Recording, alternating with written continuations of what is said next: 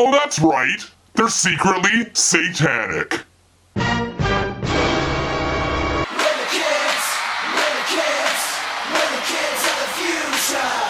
And they say if you play that part backwards, you get this satanic subliminal message.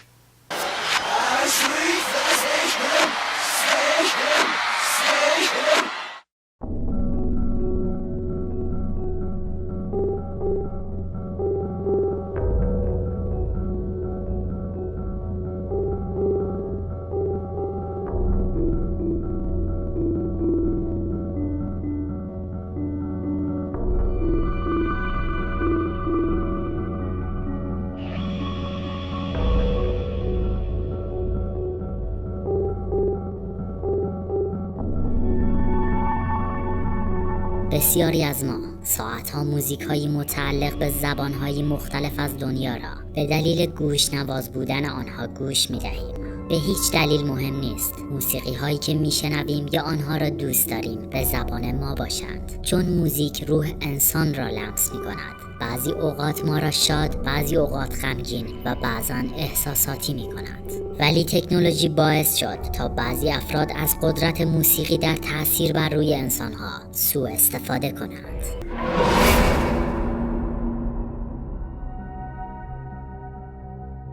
در ادامه ویدیو شاهد خواهید بود که خواننده های معروفی از امینم تا کتی پری و از مایکل جکسون تا رپرهای معروف چگونه فریب این فرقه را خوردند. در اصل اعترافات خود این افراد را با هم تماشا خواهیم کرد.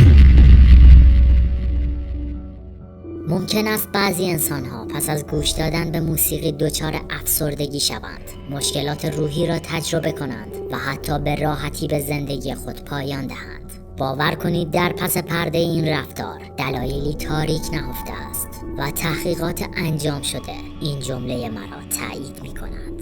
سابلیمینال یا تعلیم ناخواسته ضمیر ناخودآگاه.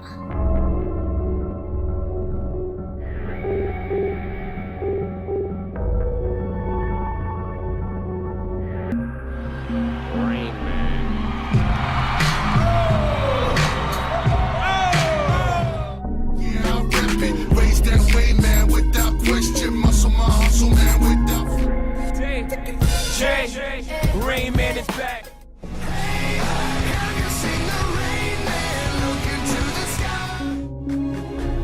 Rain Man, Rain Man, Rain Man.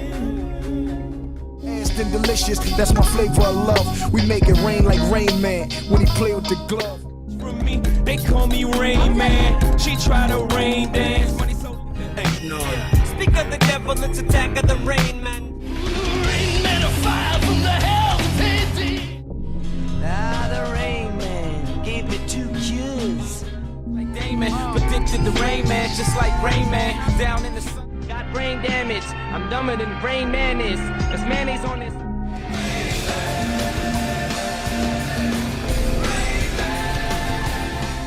You know what though, I love the rain, man. Love the rain. Yeah, everybody say it's the Rain Man, could be ever rainy day. رین من. همانطور که دیدید این کلمه توسط 10 خواننده استفاده شده است، اما در موزیک امینم آشکارا از آن سخن میگوید.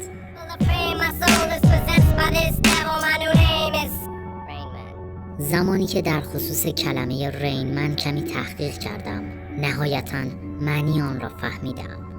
در اصل این کلمه یک جمله را تشکیل میدهد. معنی من را میدانیم، غالباً در قالب انسان و مرد به کار می رود، ولی در زبان محاوره‌ای و خیابانی از آن به معنی رفیق یا همتیمی نیز استفاده می شود. کلمه این هم به عنوان حرف اضافه در انگلیسی می باشد و به معانی داخل و پیوستن مورد استفاده قرار می گیرد. را این من، به را ملحق شو، یا به زبان خیابانی به را ملحق شو رفیق. این یک زبان مشترک برای همه به حساب می آید. ولی یا را، آن به چه معنی است؟ را در مصر باستان و طبق باورهای آنها نامی است که به خدای خورشید اطلاق شده است. زمانی که به سمبل آنها نگاهی بیاندازیم، قطعه‌های پازل در کنار یکدیگر خواهند نشست.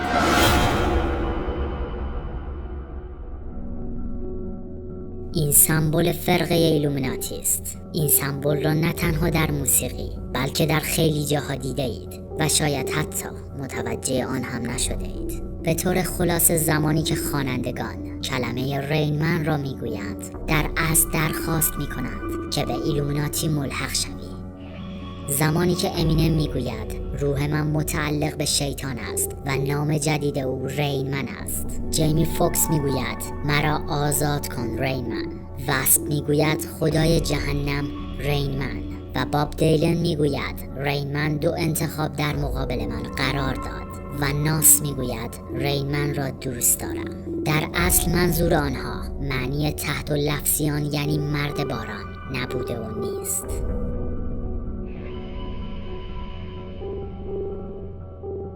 ایلومیناتی عاشق مخفی کردن نمادها در تصویری است که ما میبینیم. این نمادها ممکن است واضح نباشند ولی آنها این سمبل ها را در جایی از تصویر پنهان میکنند که به صورت مخفی در ضمیر ناخودآگاه ما جاسازی شود.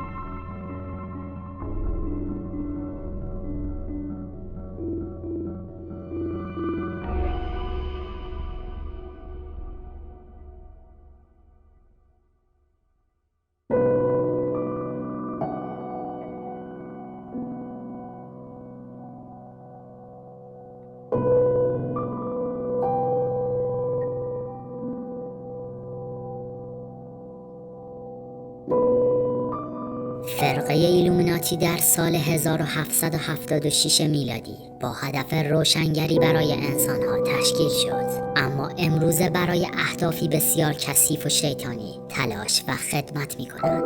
افرادی که دوست دارند می توانند پس از اتمام این ویدیو آن را تحقیق کنند. اکنون این را در موزیک ها آشکارتر خواهید دید.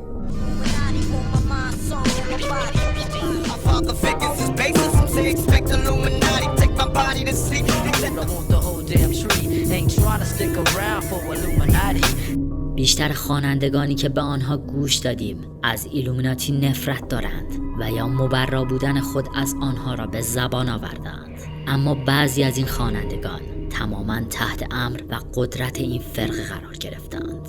خوانندگانی مانند امینم و ریهانا معروفترین مثال برای آنهاست، مخصوصا در ادامه ویدیو زمانی که اعترافات خود امینم در این خصوص را بشنوید. مخفی بودن این فرقه و اینکه چه اهداف شیطانی را دارند بهتر متوجه خواهید شد.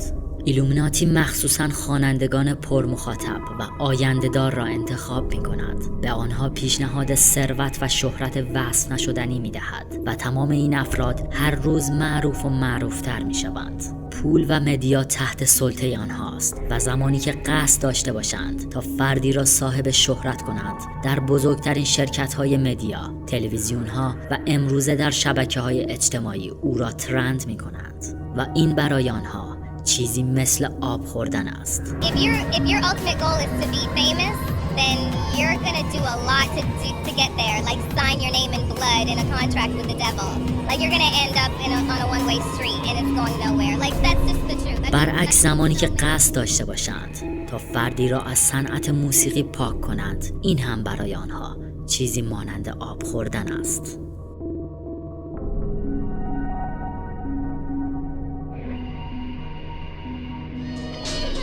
مایکل جکسون در سایه گروهی که با برادران خود آن را تشکیل داده بود، موفقیت‌های بسیاری را کسب کرد و به سر زبانها افتاد. شهرت او روز به روز افزایش پیدا می کرد. کشف این موضوع توسط ایلومیناتی زیاد طول نکشید. در سالهای بعد در پشت پرده با این فرقه شروع به همکاری کرد، دقیقاً با اصلی ترین خواسته ایلومیناتی. آنها از مایکل جکسون هم خواستند تا در مدیان نشان دهد که یکی از آنهاست و او نیز پذیرفت، دقیقاً به روشی که آنها می‌خواستند. همانطور که این سمبل علامت پیروزی را نشان می‌دهد، این علامت‌ها هم آنها را تمثیل می‌کنند و افرادی که این رفتار را انجام می‌دهند هم آنها را برای رسیدن به هدفشان یاری می‌کنند. حرکت و اشاره ها می‌تواند متفاوت باشد، ولی هدف تنها نشان دادن تک چشم است، یعنی چشمی که همه چیز را می‌بیند. هدف آنها در تاکید بر این سمبل، یعنی ما همه چیز را می‌بینیم و در همه جا حضور داریم. به نوعی تلاش برای خداپنداری. مایکل با مرور زمان شروع به کشف وجه تاریک و بد آنها کرد و دیگر نمی‌خواست تا یکی از آنها باشد و در سال 1991 با آلبوم سیاه یا سفید این را به همه جهان نشان داد. مایکل جکسون در آخر موزیک ویدیو در جایی تاریک به تنهایی می‌رقصد، بدون حتی یک کلام تمام اتفاقات و داستان را برای ما تعریف می‌کند. بیایید به صورت خلاصه کلیپ را برای شما تعریف کنم. ابتدا او را استوار ایستاده در مقابل یک باد شدید می‌بینیم. ویدیو ادامه می‌یابد، ولی هرچقدر به آخر آن نزدیک می‌شویم او کاری مهم را انجام می‌دهد.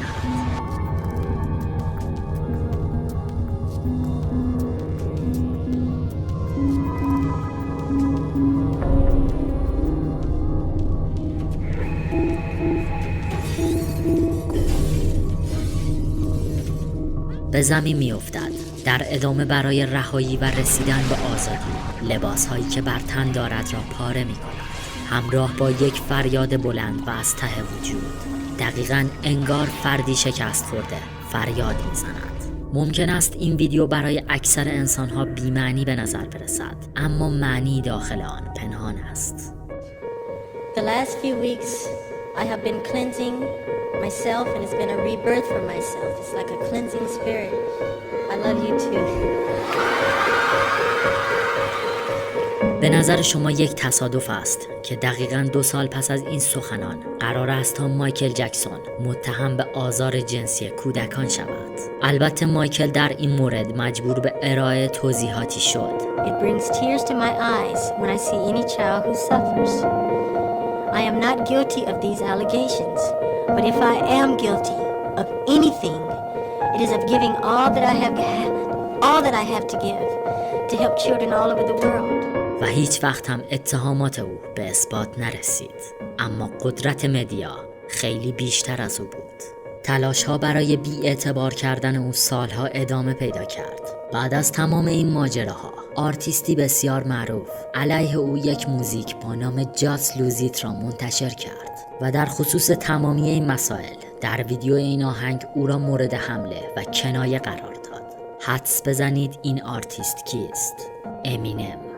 ایلومیناتی به حدی نسبت به مایکل کینه پیدا کرده بود که حتی از مخاطبان یک خواننده دیگر هم برای ضربه به او استفاده می کند. حتی مدیا هیچ وقت اجازه نداد تا انسانها این جریانات را فراموش کنند، در حالی که هیچ یک از اتهامات او به هیچ وجه به اثبات نرسید. Are you still friendly with Michael? Yeah, we still talk every couple months, catch up. You do, really? Well, what's he like? What's he like? He's a good guy. Is he a good guy? Yeah. Show me where he touched you. البته تنها مایکل جکسون نبود که قصد رهایی از آنها را داشت. اورل سیمونس ملقب به DMX، رپر معروف آمریکایی، از زمانی که تصمیم گرفت از آنها فاصله بگیرد، زندگی هنری حرفه‌ای او نیز نابود شد. ده‌ها اتهام بی‌اساس به او نسبت داده شد و با اعمال نفوذ چندین بار به زندان محکوم شد. اما فرد دیگری که قصد خروج از ایلومیناتی را داشت، آنها را شوکه کرد. با مخاطبان میلیونی خود اکنون دیگر در کنار آنها نبود. امینم. در سال 2010 او آلبومی با نام ریکاوری منتشر کرد و در آهنگ 25 to Life این جملات را به زبان می آورد.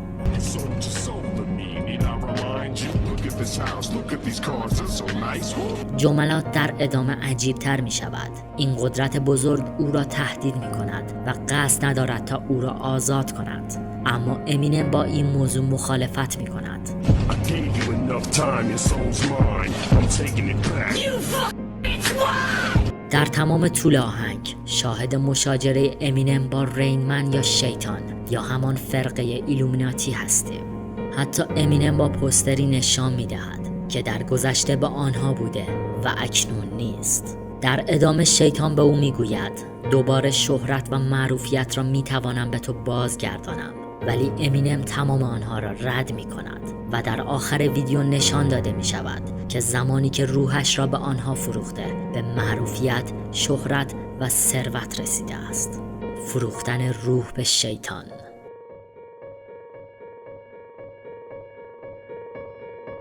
حتی اگر این یک اعتراف بزرگ هم باشد، امینم در این زمینه تنها نبود.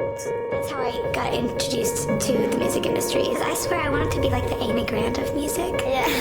But it didn't work out, and so I sold my soul to the devil. I sold my soul to the devil.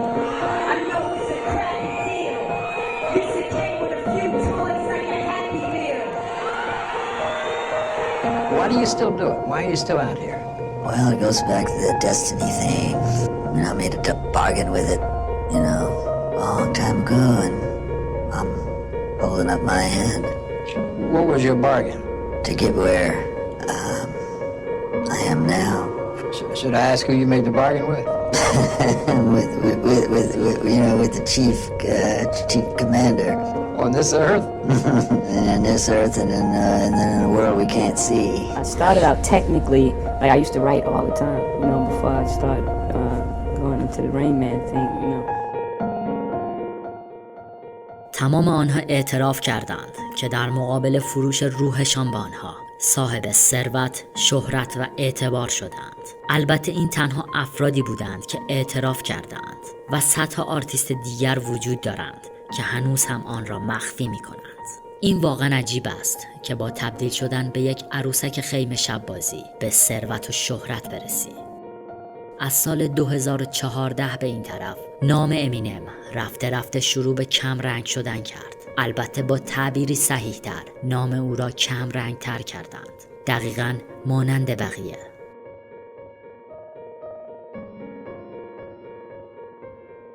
همه چیز در مقابل چشمان شما انجام می شود.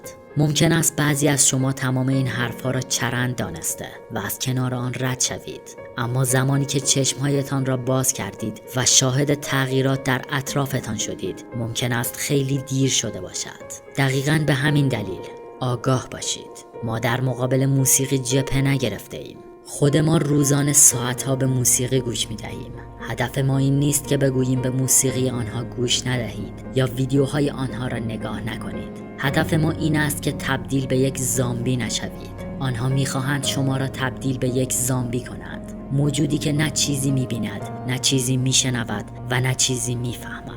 آنها می‌خواهند تا شما کتاب نخوانید. آنها نمی‌خواهند تا شما تحصیل کنید، آموزش ببینید و فردی موفق باشید. تمام هدف آنها پرورش نسلی ضعیف و بی اثر برای کنترل هرچه بهتر است. اگر آگاهی داشته باشید، مقابله خواهید کرد. در غیر این صورت گردن خم کرده و عروسکی در دست آنها خواهید بود. برای مثال به محتوای امروز شبکه‌های اجتماعی نگاهی بیاندازید. نسل فردا و جوانان چه محتوایی را تولید می‌کنند یا کدام محتوا مورد پسند آنهاست. امروز در این ویدیو تنها بخش کوچکی از سیطره این فرقه شیطانی را در صنعت موسیقی برای شما شفاف سازی کردیم. اگر می‌خواهید